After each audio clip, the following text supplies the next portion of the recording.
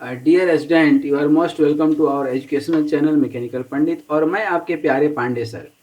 आज operation management के अंदर एक इम्पॉर्टेंट टॉपिक जिसका नाम है अलाउंसेस, और ये वर्क मेजरमेंट के अंदर ही हम लोग बात कर रहे हैं। वर्क मेजरमेंट में हम लोगों ने बहुत डिटेल कॉन्सेप्ट पढ़े थे कि वर्क मेजरमेंट या टाइम स्टडी क्या है। Work measurement basically work study का सेकेंड पार्ट है। वर्क स्टडी में हम आपको बताए थे कि मोशन स्टडी और टाइम स्टडी दो पार्ट है। तो ये टाइम स्टडी में work measurement is very important because what you can not measure you can not improve. जब तक मेजरमेंट, जैसे आप परीक्षा, हमने एग्जाम्पल दिया था कि परीक्षा देते हैं तो यू गेट द मार्क्स। अब मार्क्स के हिसाब से आपको अपने मेहनत का आकलन होता है कि और मेहनत करना है, किस डायरेक्शन में मेहनत करना है, कैसे मेहनत करना है। तो test is very important, so everywhere test is required. ये क्या था आपका टाइम स्टडी। तो जो भी अमाउंट ऑफ टाइम है जो रिक्वायर हो रहा है, तो ये टाइम स्टडी में हम लोगों ने वेरियस स्टैंडर्ड टाइम पढ़े थे और बड़े डिटेल में पढ़े थे कि किस तरह से हम लोग टाइम स्टैंडर्ड निकालते हैं। जो है एक्चुअल टाइम क्या होता है किसी को काम करने में, या नॉर्मल टाइम क्या होता है। नॉर्मल टाइम मतलब एवरेज टाइम। उसी तरह से हमने स्टैंडर्ड टाइम निकाले थे। तो अब आपको याद हो लास्ट लेक्चर, तो स्टैंडर्ड टाइम में जो एक एवरेज टाइम है, एक्चुअल जो टाइम है, उसके साथ साथ परफॉर्मेंस रेटिंग जोड़ते हैं। और परफॉर्मेंस रेटिंग भी हमने लास्ट क्लास में बताए थे, 5 या 6 मेथड बताए थे, जिसमें कि synthetic rating, psychological rating, performance rating, और एक जो है आपका wasting house system of the rating था, और इसके साथ ऑब्जेक्टिव रेटिंग था। तो ये सब रेटिंग आपको बताए थे। फिर इसमें एक इम्पॉर्टेंट पार्ट जो था, अब आप ये पूरा ग्राफ देख रहे होंगे ना, तो एक्चुअल वर्किंग आवर और रेटिंग फैक्टर छोड़ दीजिए, तो इसके अलावा ये सब टोटल क्या है। ये आपका पर्सनल अलाउंसेस है, फटिक अलाउंसेस है, जो है डियरिंग अलाउंसेस है, पॉलिसी अलाउंसेस है। ये सब अलाउंसेस मिल करके स्टैंडर्ड टाइम होता है। मतलब कोई भी काम कोई भी कर रहा है, कोई भी XYZ काम कर रहा है, और जब आप क्या निकालते हैं, उस काम करने का एक स्टैंडर्ड टाइम क्या होना चाहिए, कितने देर में वो काम हो जाना चाहिए। तो जब आप ये निकालते हैं तो एक्चुअल जो काम होता है उसके लिए तो नॉर्मल टाइम आप निकालेंगे ही निकालेंगे, नॉर्मल टाइम आप निकालेंगे। अब प्लस अलाउंसेस तो निकालना पड़ेगा। अब बोलेंगे सर ये अलाउंसेस क्या होता है। भाई आप अलाउंसेस जो है 3 तरह का होता है। अब देखिए ये तीनों हम थोड़ा सा बताएं आपको, उसके बाद इसी पे आएंगे। अलाउंसेस जो है 3 तरह के अलाउंसेस सब हम बात करेंगे अभी। पर्सनल अलाउंसेस, दूसरा होता है फटीग अलाउंसेस, और तीसरा होता है production delay allowances. Delay allowances. अब फिर भी नहीं समझ में आता तो समझिएगा, थोड़ा सा अभी समझाएंगे। तो ये तीनों लेवल में अलाउंसेस में कोई आदमी काम कर रहा है, कोई ऑपरेटर काम कर रहा है, तो बीच में जो है पानी ड्रिंक करेगा, ड्रिंकिंग वाटर लेगा, चाय पिएगा कि नहीं पिएगा, टॉयलेट जाएगा जाएगा या नहीं जाएगा, या ये तो पर्सनल हो गया। उसी तरह से यदि हम बात करें किसकी, फटीग अलाउंसेस की, तो जैसे एक तो होता है अवॉइडेबल, एक होता है नॉन अवॉइडेबल, वो भी अभी हम बात करेंगे। जैसे टूल उसको नहीं मिला काम करने के लिए, या काम करने गया और रॉ मटेरियल नहीं मिला उसको, या मशीन जो है अंडर मेंटेनेंस है, या मशीन ब्रेक हो गया, ठीक है ना, प्रोडक्शन डिले जिसको बोलते हैं, सामान उसको नहीं मिला। बहुत तरह के इशू आ सकते हैं, ये मान करके चलते हैं। तो fundamental purpose of allowances is to add enough time to the normal time of in the production in order to enable the average worker to meet the standard while performing their normal time, because वो पानी पिएगा, 8 घंटे लगातार काम नहीं करेगा, 12 घंटे लगातार काम नहीं करेगा, लंच करेगा। तो इस तरह के अलाउंसेस होते हैं। तो इसमें 2 तरह के अलाउंसेस मेनली होते हैं। एक तो होता है अवॉइडेबल, जिसको हम अवॉइड कर सकते हैं, उसको मिनिमाइज कर सकते हैं। एक होता है नॉन अवॉइडेबल या अनअवॉइडेबल, वो होकर के रहेगा। जैसे कि 8 घंटा के वर्किंग में टॉयलेट तो जाएगा नहीं जाएगा, लंच तो करेगा, तो उसको अब अवॉइड नहीं कर सकते। हाँ, चाय अब बोलिएगा नहीं करो तो नहीं करेगा, लेकिन अब चूंकि चाय से भी आजकल लोगों की प्रोडक्टिविटी बढ़ती है ऐसा मानना है, तो मानना है तो सही है। तो इस तरह ये 2 अलाउंसेस है। अब चलिए आते हैं हम लोग किस पे, पर्सनल अलाउंसेस पे। किस पे आते हैं, पर्सनल अलाउंसेस। ध्यान दीजिएगा, पर्सनल अलाउंसेस। अब पर्सनल अलाउंसेस की यदि हम बात करते हैं ना दोस्तों, पर्सनल अलाउंसेस की यदि बात करते हैं तो पर्सनल अलाउंसेस में कौन कौन से अलाउंसेस आते हैं। तो basically time allowed for physical need जितने भी होते हैं, फिजिकल नीड जितने होते हैं वो सब किस में आते हैं, पर्सनल अलाउंसेस में। जितने मेंटल नीड होंगे वो किस में आएंगे, आपके फटीग अलाउंसेस में।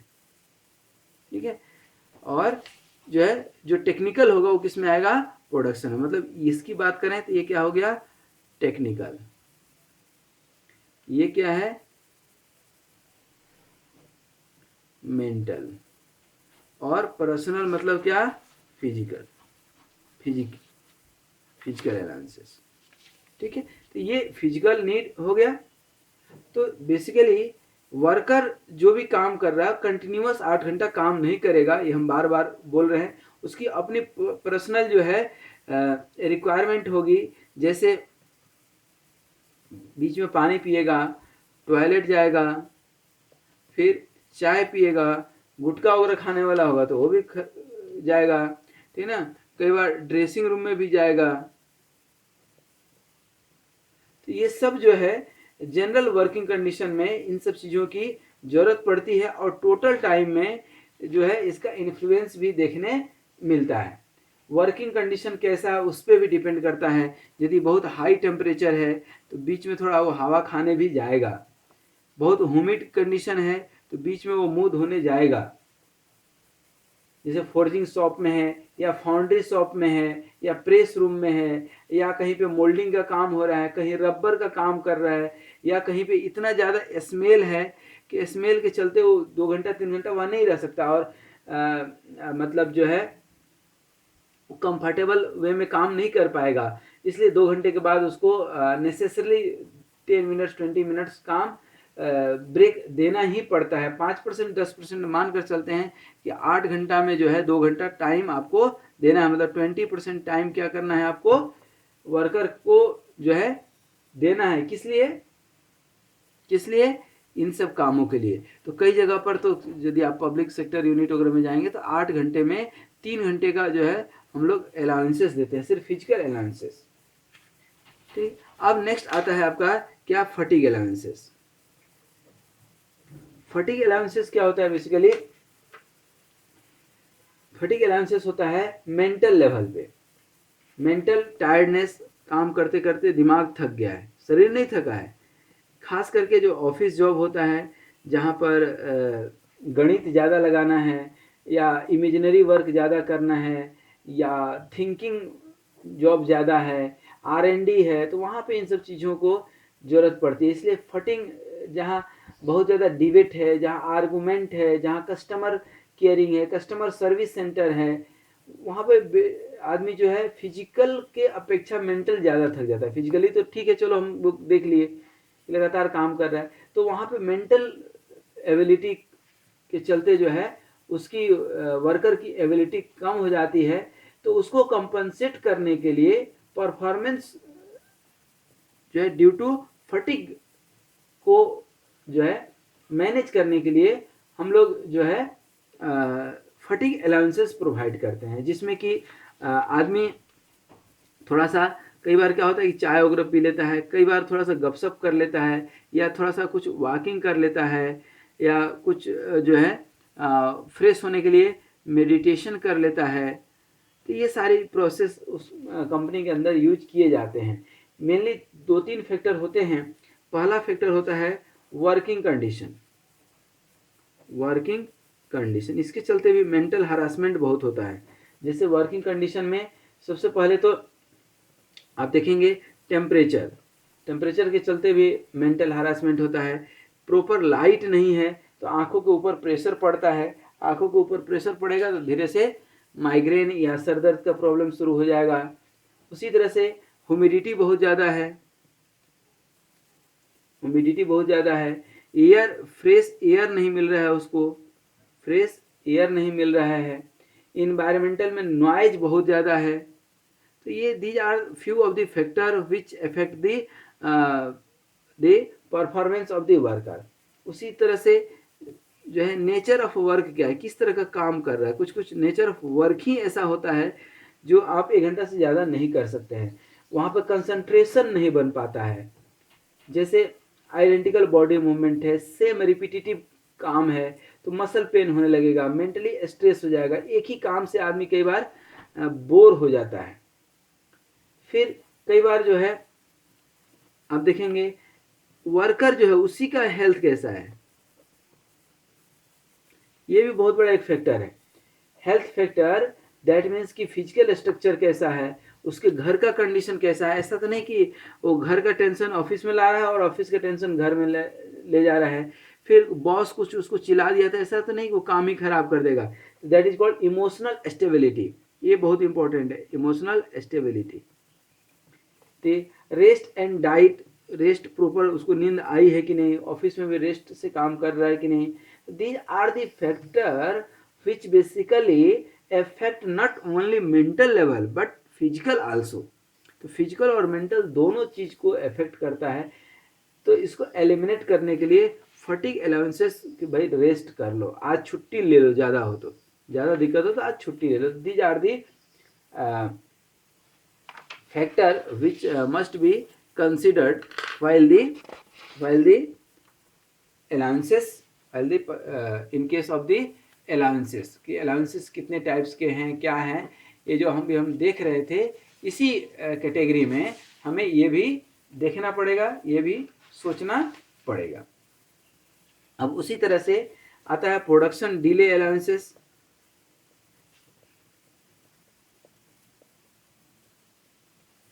डिले अलाउंसेस में बेसिकली यदि हम बात करें तो इसमें 2 तरह का है, एक तो अवॉइडेबल और नॉन अवॉइडेबल। अब ये जरूरी है कि अवॉइडेबल डिले जिसको हम डिले कर सकते हैं, जैसे विजिट्स टू अदर ऑपरेटर, दूसरे से गपशप करने, अदर ऑपरेटर्स, बार बार हम उसके पास जा रहे हैं, या गॉसिप यदि कर रहे हैं, इसको भी हम अवॉइड कर सकते हैं। बहुत सारा स्टॉपेज है, उसको हम रोक सकते हैं, आइडलनेस को रोक सकते हैं। लंच यदि 1 घंटा का मिला है तो हम आधे घंटे में भी कर सकते हैं। रेस्ट रूम, ये सब चीज़ें जो है, या स्पेशल रीजन, ये सब चीज़ें जो है थोड़ा सा हम डिले कर सकते हैं, डिले को अवॉइड कर सकते हैं at the cost of his output, कि हमें एक टेंडेंसी रहे कि मुझे ज़्यादा से ज़्यादा आउटपुट आज देना है। तो these are the unavoidable delay which may be the interruption from time study observer, या कोई एक्सपर्ट आ गया, या बार बार सुपरवाइजर रोक टोक कर रहा है, तो इंटरप्शन कहीं से भी है, या इंस्पेक्टर आ रहा है, या interference of the quality inspector जो भी है, ये सब चीज़ें हम लोग कर सकते हैं। लेकिन नॉन अवॉइडेबल क्या है, नॉन अवॉइडेबल डिले क्या है, जो आप अवॉइड नहीं कर सकते हैं। नॉन अवॉइडेबल क्या क्या हो सकता है, जैसे हम गए और रॉ मटेरियल ही नहीं है, या काम ही नहीं है, तो क्या करेंगे भाई, हमारे पास जॉब ही नहीं है, या कंपनी के पास ऑर्डर नहीं है, या नो पावर ही नहीं है, लाइट ही नहीं है, कैसे काम करेंगे। फॉल्टी मटेरियल आ गया, कैसे काम करेंगे, मटेरियल ही हमको सही नहीं मिला, तो गलत मटेरियल से आइटम बनाएंगे तो गलत ही बनेगा। कोई फॉल्टी टूल आ गया, टूल जो है सही नहीं है, टूट गया, टूल ब्रेकेज हो गया, सडन ब्रेकडाउन हो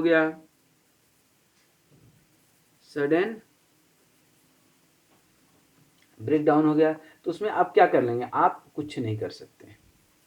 तो that is to be consider. इसके अलावा जो है कुछ स्पेशल अलाउंसेस होते हैं, अब इसके अलावा जो मुझे याद आ रहा है वो मैं लिख दूंगा, जो याद नहीं आ रहा है आप लिख लेना।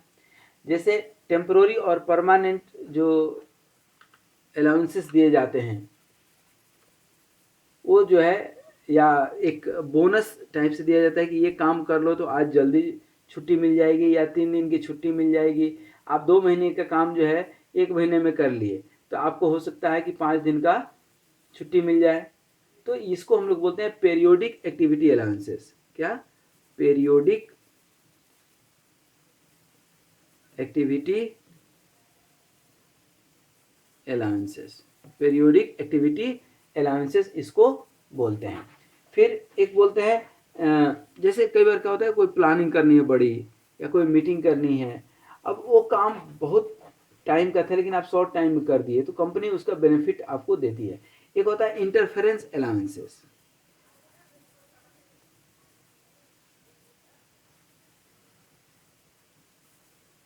इंटरफेरेंस अलाउंसेस मतलब ऑपरेटर जो है 2 या 3 या 4 मशीन एक साथ काम कर रहा है या 2 3 4 काम कर रहा है, वो बहुत ज़्यादा है मशीन के साथ, टू मच बिजी है, वो बिजी है, तो रिजल्ट उसका क्या होता है कि मशीन कभी स्टॉपेज हो गया या मशीन का इंटरफेरेंस हो गया, एक मशीन का दूसरे मशीन से नेटवर्किंग टूट गई या मशीन में कुछ फॉल्ट आ गया या उसके नीचे जो को वर्कर्स काम कर रहे हैं वो जो है तबीयत खराब हो गई, उनके बिना और काम हो नहीं सकता है, तो इसको हम स्पेशल अलाउंसेस में दे देते हैं कि जाओ भैया घूम करके आ जाओ। तो ये सब अलाउंसेस हैं। इसके अलावा जो एक इम्पॉर्टेंट पार्ट जो अभी मेरे दिमाग में आ रहा था वो भी आपको बता दें, उसको टाइम रिकॉर्डिंग टेक्निक होता है, there are various time recording technique, उसको भी बात कर लें, चाहे वो नॉर्मल टाइम के लिए हो, ये हम बहुत शॉर्ट में बात करेंगे और इसके साथ ही कुछ पिक्चर्स आपको ऐड कर देंगे। तो ये पिक्चर आप बड़े साइलेंट वे में देखिएगा, एनिमेटेड पिक्चर्स इसमें कर देंगे, तो आप इसको देखिएगा। वेरियस टाइम रिकॉर्डिंग टेक्निक, चाहे इसके साथ जो है ना मैं एक पीपीटी ऐड कर दूंगा, इसके बाद लेक्चर नंबर 100 में जो है आपको हम एक पीपीटी ऐड कर देंगे। तो टाइम रिकॉर्डिंग टेक्निक, तो यहाँ पर सिर्फ सिंपल हम आपको बता देते हैं कि कौन कौन सा टेक्निक है। तो सबसे पहला तो टेक्निक यही है stop watch technique, stop watch technique है। इसके साथ ही जो है टाइम रिकॉर्डिंग मशीन्स आते हैं आजकल। अब देखिए इन सब का जगह एक मोबाइल आजकल ले लिया है, लेकिन ये ध्यान रखिएगा बड़े बड़े कंपनी में या छोटे कंपनी में आजकल चूँकि मोबाइल का मिसयूज बहुत हो रहा है, इसीलिए जो है मोबाइल अलाउ नहीं है, इसलिए ये सब टेक्निक आज भी जो है जीता जागता उदाहरण है। सबसे पहले स्टॉप वॉच में देखिए, स्टॉप वॉच में टेक्निक में क्या क्या है। अब ये वॉच दिखाने की ज़रूरत है नहीं, अब आजकल के समय में वॉच जो है एक सिंपल वॉच तो है ही है, इसके अलावा फ्रैक्शन ऑफ टाइम स्टैंडर्ड में जब आप ब्रेक करते हैं ना तो सेकेंड ऑफ सेकेंड में टाइम जो है आप जो है ब्रेक कर सकते हैं। मतलब जो है ना स्टॉप वॉच जो है यदि आप देखते हैं तो ये क्या है, अभी जो है आप देखेंगे ध्यान से तो ये आपको टाइम इसमें दिखा रहा है। इसी तरह से ये फ्रैक्शन ऑफ सेकेंड में टाइम दिखाने लगा, इसको जैसे ही आप स्टार्ट करेंगे तो फ्रैक्शन ऑफ सेकेंड में 1 सेकेंड का ये पार्ट्स दिखा रहा है। उसी तरह से आप टाइम सेट कर सकते हैं अपने हिसाब से। तो ये बहुत सारे ऑप्शंस है, देखिए फ्रैक्शन ऑफ सेकेंड में जो है वो दिखा रहा है। तो ये आप समझ पा रहे होंगे, आई थिंक आप अपने हिसाब से एडजस्ट कर सकते हैं। ये सेकेंड है, सेकेंड के फ्रैक्शन, तो फ्रैक्शन ऑफ सेकेंड भी आप कैलकुलेट कर सकते हैं। तो ये स्टॉप वॉच, स्टॉप वॉच में भी time study watch recording device होता है, टाइम स्टडी बोर्ड यूज करते हैं, टाइम स्टडी उस पर वर्कर अपना टाइम नोट करते थे। फिर स्टील रूल भी एक होता है, ये सिर्फ शॉर्ट में ही हम बता पाएंगे क्योंकि ये जो वर्किंग है इन वॉचेज का जब तक आप देखेंगे नहीं तो ये बहुत सारे यूट्यूब पे वीडियो मिल जाएंगे और मैं कोशिश करूँगी कि मैं भी एक वीडियो बना करके आपको दे पाऊँ। जब हम टाइम स्टडी वॉच में भी बात करते हैं तो इसमें भी जो है प्लेन डेसिमल वॉच होता है, प्लेन डेसिमल वॉच इसमें सिर्फ मिनट होता है और सेकेंड होगा। उसी तरह से डेसिमल आवर स्टॉप वॉच होगा तो इसमें डायल जो है इसका लार्ज होता है, फिर एक और इसके अंदर घड़ी होगी, 2-3 घड़ी, ये फ्रैक्शन ऑफ सेकेंड भी देता है वॉच करके। मतलब 0.01 आवर और 0.01 मिनट और 0.01 सेकेंड तक भी आप मेजर कर सकते हैं। These are the techniques. उसी तरह से स्प्लिट हैंड स्टॉप वॉच भी होता है। अब इसको आप गूगल पे सर्च कर सकते हैं कि किस तरह से देखने में होता है, मैं डाल भी दूंगा। तो ये large dial division for the large two hands, इसमें 0.01 मिनट को आप और क्लासिफाई कर सकते हैं, सेकेंड को भी क्लासिफाई कर सकते हैं। फिर इसी तरह से विंक स्टॉप वॉच होता है। क्या? विंक स्टॉप वॉच, ये भी आप यूज कर सकते हैं। फिर उसी तरह से टाइम स्टडी बोर्ड का बताया आपको। टाइम स्टडी बोर्ड में जो है रिक्वेस्ट फॉर टाइम स्टडी, फिर उसका एक फॉर्मेट होता है, बिल्कुल एक बोर्ड होगा जैसे व्हाइट बोर्ड होता है, सेम उस तरह का बोर्ड रहता है। और इसमें फोरमैन जो होता है या plant manager, chief industrial engineer, production controller, supervisor, cost accountant, सबका इसमें जो है टेबुलेशन होता है। तो receiving the request for time study, obtain the cooperation for the department, select an operator, ये सब चीज़ इसमें लिखा रहता है। और टाइम स्टडी वॉच में ही जो है एक टेबल लगा देते हैं जिसमें एवरेज ऑब्जर्व टाइम, इसमें टेबल्स जो बनाएंगे तो इसमें क्या क्या लिख देते हैं, एवरेज ऑब्जर्व टाइम लिखेंगे, फिर रेटिंग फैक्टर देंगे, फिर ये सब हम चूँकि पढ़ा चुके हैं इसलिए शॉर्ट में लिख रहे हैं, नॉर्मल टाइम लिखाएंगे, अलाउंसेस देंगे और तब स्टैंडर्ड टाइम यहाँ पर लिखेंगे। और ये एक के लिए नहीं होगा, ये जब स्टॉप वॉच देंगे ऑब्जर्व टाइम तो उसकी भी रीडिंग 5 टाइम्स करते हैं, एक बार नहीं करेंगे, 1 2 3 4 5 टाइम्स करेंगे, सबके लिए अलग अलग लिखना पड़ेगा। तो एलिमेंट्स का डिस्क्रिप्शन बहुत ज़रूरी है। फिर ऑब्जर्वेशन और रिकॉर्डिंग जो हमने किया है उसका मैनिपुलेशन, उसका प्रॉपर जो है ग्राफ तैयार करना, फिर ओवरऑल टाइमिंग निकालना, continuous time, accumulative time, cycle time, ये सब निकालते हैं। फिर टाइम रिकॉर्डिंग मशीन्स होते हैं जिनके हेल्प से हम लोग ये सारी चीज़ें निकालते हैं। फिर लास्ट में हम लोग पढ़ते हैं length of the time study. Basically length of the time accuracy is, time study is basically accuracy where bias may result if the period of study is less short to include all the significant variable। ये जो है length of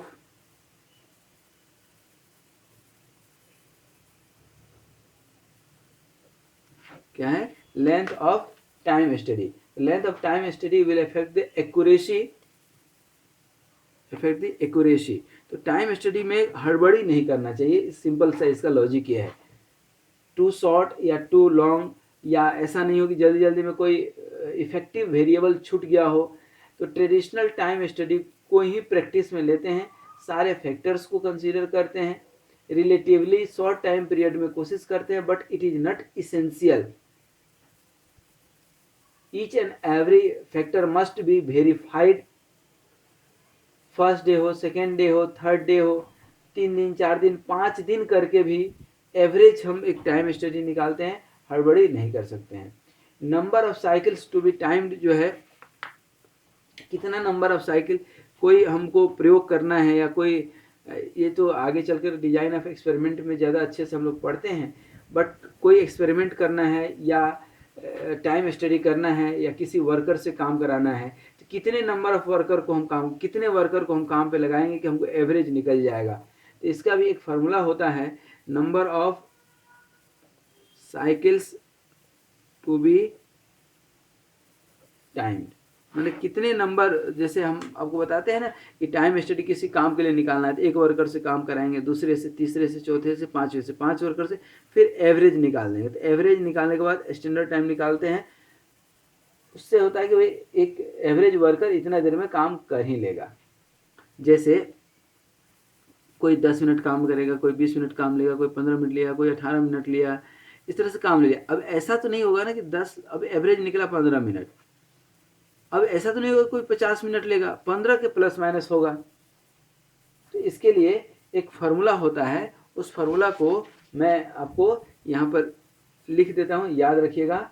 ये formula होता है 40 square root of, अब इसका हम एक एक बता देंगे, m sigma of x square minus sigma of x का होल स्क्वायर